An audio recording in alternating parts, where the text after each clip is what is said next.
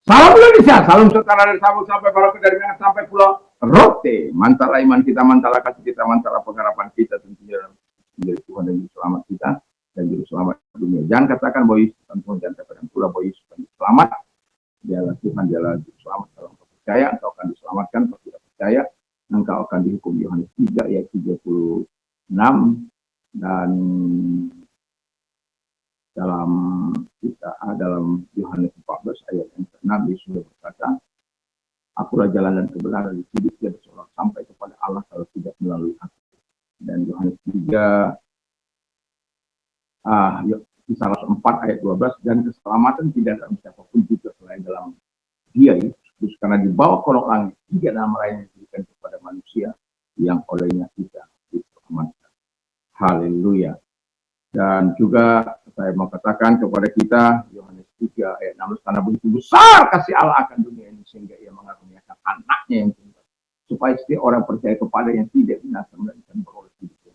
Saya, saudara, kita semua yang percaya kepadanya memperoleh hidup yang kekal. Dan kalau engkau percaya, engkau mau akan diselamatkan, sebagaimana kisah Rasul 16 ayat yang ke-31. Dan orang yang percaya akan dibenarkan, dan orang yang dengan hati percaya engkau dibenarkan, dengan mulut mengaku engkau diselamatkan, dan orang percaya tidak akan pernah diselamatkan. Dalam Roma 10 ayat 9 sampai 11. Kiranya Tuhan Yesus memberkati kita. Dan sebelum kita mendengarkan firman Allah, doa dan harapan saya, kekuatan Tuhan, kekuatan firman, kekuatan doa, kekuatan iman akan terus menyertai kehidupan kita dimanapun kita ada, dalam rangka menghadirkan kerajaan Allah di dunia ini. Puji nama Tuhan. Mari kita berdoa. Terima kasih Tuhan, kiranya Tuhan memberkati para pendengar kami dengan kekuatan kesehatan daripada Allah. Usaha mereka diberkati, keluarga mereka diberkati, dan rohani mereka diberkati. Kita terjadi bangan yang mau kesejahteraan, baik dalam jasmani mereka maupun. Terima kasih dan bersyukur dalam nama Tuhan Yesus. Haleluya. Amin. Saya akan membacakan dalam Ibrani 10 ayat 4-5. Dan marilah kita saling memperhatikan supaya kita saling mendorong dalam kasih dan dalam pekerjaan baik. Janganlah kita menjauhkan diri dari pertemuan ibadah kita seperti dibiasakan oleh beberapa orang, tapi marilah kita saling menasihati dan semakin giat melakukan menjelang hari Tuhan yang mendekat. Puji nama Tuhan. Dan fungsi gereja yang sehat. Tema kita adalah fungsi gereja yang sehat. Kita akan melihat dari firman Allah yang baru kita baca. Dan yang pertama, gereja yang sehat harus melakukan penginjilan atau marturia. Dalam bahasa pembacaannya martiria. Epsilon itu dibaca di martiria. Kalau sering orang bacakan, orang Indonesia selalu mengatakan martiria. Haleluya. Puji nama Tuhan. Jadi ketika gereja membawa penginjilan, bukan hanya soal membawa Injil itu di tengah-tengah dunia ini, tapi juga gereja harus menyampaikan suara kenabiannya, suara nubuatannya, suara kebenarannya di tengah-tengah dunia ini, sehingga kebenaran akan menjadi patokan yang hakiki dalam setiap tindakan, dalam setiap perbuatan, dalam setiap perkataan kita, di bawah terang yang daripada Allah itu sendiri. Nah, juga saya mau katakan kepada kita, dalam kehidupan ini sebagai orang percaya, kita harus juga turut memerangi ketidakadilan, tekanan dan diskriminasi, intoleran dalam dunia ini. Dan kita tidak perlu takut menghadapi orang-orang intoleran itu. Karena saya bukan hanya berkata, tetapi saya juga sudah banyak menghadapi orang-orang seperti ini. Tapi saya mau katakan, jangan menghadapi dengan kekuatan sendiri, tapi dihadapi dengan kekuatan Tuhan, kekuatan firman, kekuatan Roh Kudus dalam kehidupanmu. Sehingga kita akan selalu mengalami kemenangan. Karena mereka berkata pokoknya, kalau sudah pokoknya itu menjadi sulit untuk berkomunikasi. Tapi kita akan selalu berkata, kalau Anda bisa berkata pokoknya, saya juga bisa berkata pokoknya. Tapi kalau kita berbicara win-win solution, pasti ada pertemuan dari setiap perkataan-perkataan kita. Jangan cari perbedaannya. Kalau cari perbedaannya, kita tidak akan pernah bertemu. Tapi kalau kita cari persamaannya, kita bisa bertemu. Karena kita, terutama anak bangsa yang saling menghormati satu dengan yang lain. Yang kedua, gereja yang sehat harus melatih dan memupuk iman orang-orang percaya. Jadi gereja harus terlibat untuk melatih, memberikan kesempatan kepada orang-orang untuk dapat bertumbuh, bertunas, berbunga, terus kemudian berbuah-buah manis, berbuah-buah kebenaran. Itulah tujuan gereja, di mana manusia itu menjadi tinggi dalam kebenaran yang bisa memberikan, yang buahnya bisa dilihat oleh orang dan dirasakan oleh orang-orang di sekitarnya. Dalam arti di mana kita sebagai orang-orang yang sudah terlatih dalam kebenaran, terlatih dalam iman, kita bisa mengaplikasikan di tengah-tengah kehidupan kita, di tengah-tengah keluarga kita, di tengah masyarakat, di tengah-tengah bangsa dan negara ini. Yang ketiga, dan gereja harus menjadi pusat persekutuan. Itu kalau dalam bahasanya koinonia, bacanya kinonia, ya.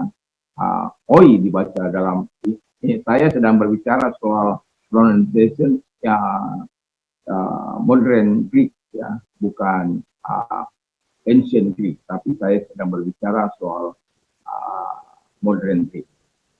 Nah, jadi kita harus sehati, sepikir, sejiwa membangun persatuan dan kesatuan gereja yang kuat dan mandiri. Karena hari-hari ini gereja akan menjadi sulit untuk bersatu karena ada ego, ada latar belakang yang membuat kita tidak bisa bersatu. Tetapi yang itu adalah gereja-gereja yang tidak menyadari fungsinya hadir di tengah-tengah dunia ini. Kalau saja dia mengerti hati Tuhan, yang dimana bahkan Tuhan memerintahkan kita untuk bersatu. Jangan gereja menjadi pusat kehancuran, jangan gereja menjadi pusat pertikaian, jangan gereja menjadi pusat gereja orang dunia melakukan money politik. Gereja juga, gereja juga dalam pemilihan ketuanya menggunakan money politik. Aduh. Gereja dunia melakukan dengan cara-cara intrik-intrik. Gereja juga melakukan hal yang sama.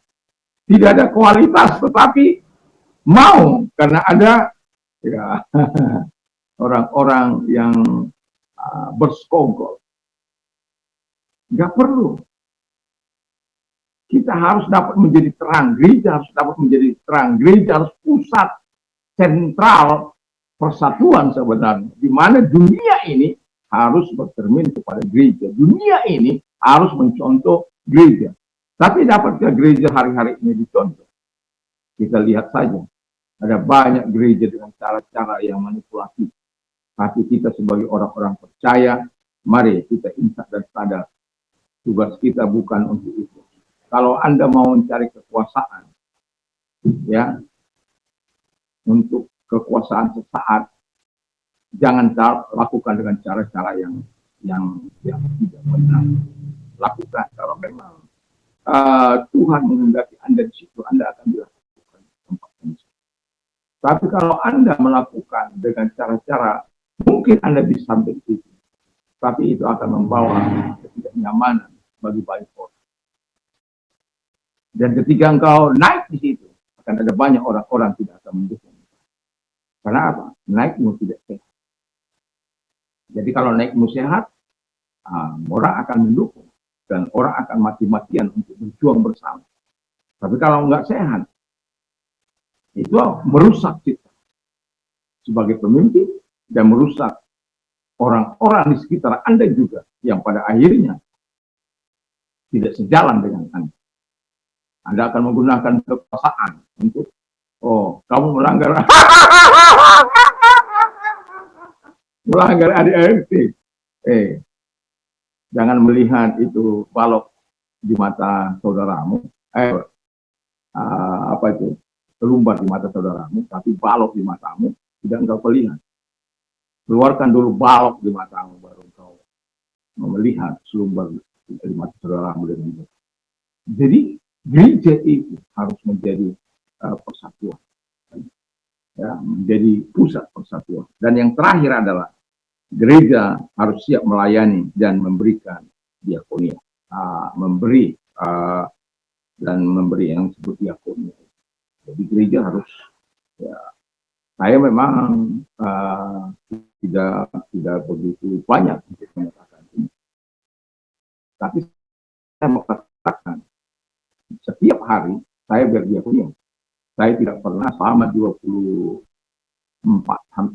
tahun sampai hari ini, air yang saya buka di samping rumah saya selama 20 tahun tidak pernah saya mati, kecuali mati dari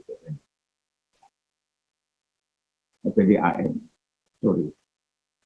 Dan 95 sampai 30 tahun saya mengontrakan rumah saya, tidak pernah dalam rangka, oh, setiap bulan kamu harus bayar begini. Tidak. Karena apa?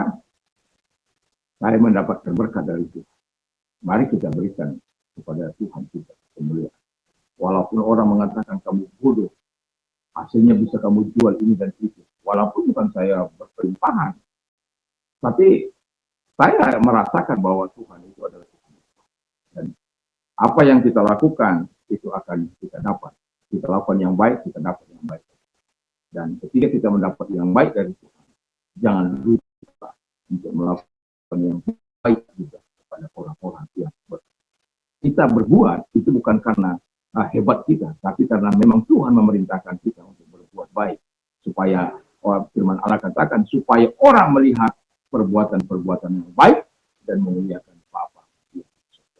Jadi, dan biarlah gereja kita menuju kepada gereja yang sehat dan betul-betul kita melakukan, dan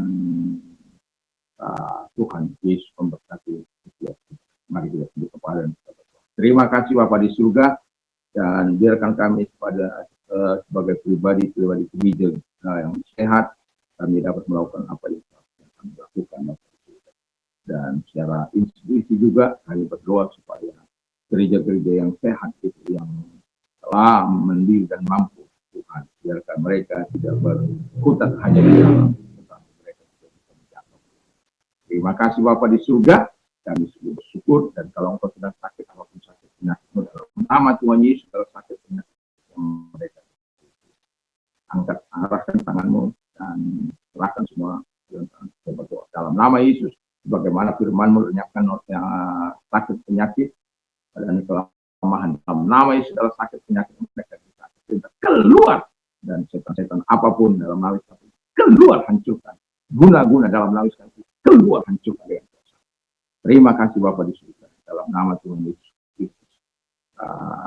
Sembuhlah engkau oleh karena dan bagi engkau yang sedang mengalami penderitaan, mari arahkan tanganmu kepada Tuhan. Terima kasih Tuhan, dia tangan-tangan yang diarahkan kepadamu. Mari, engkau penolong yang sejati. Kami percaya engkau mengasihi mereka, mau menolong mereka dan menyatakan segala kebaikan kepada mereka karena firman. Kami sudah datang karena firman, dan kami berdoa karena firman. Dan itulah sebabnya engkau menyatakan segala kebaikan dalam kehidupan mereka. Dalam nama Yesus, pertolongan yang kau berikan kami. Terima kasih dan biarkan kami. Syukur dan berdoa. Haleluya. Kiranya Tuhan Yesus memberkati kita semuanya, dan Tuhan menolong dan kita kuasanya dalam menghadirkan kerajaan Tuhan, menghadirkan terangnya di tengah dunia yang kita, dan kita arah dan juga jadi garam yang kita rasa di tengah. Dan selamat beraktivitas, Roh Kudus sama Tuhan menyertai kita. Mantap, mantap, mantap.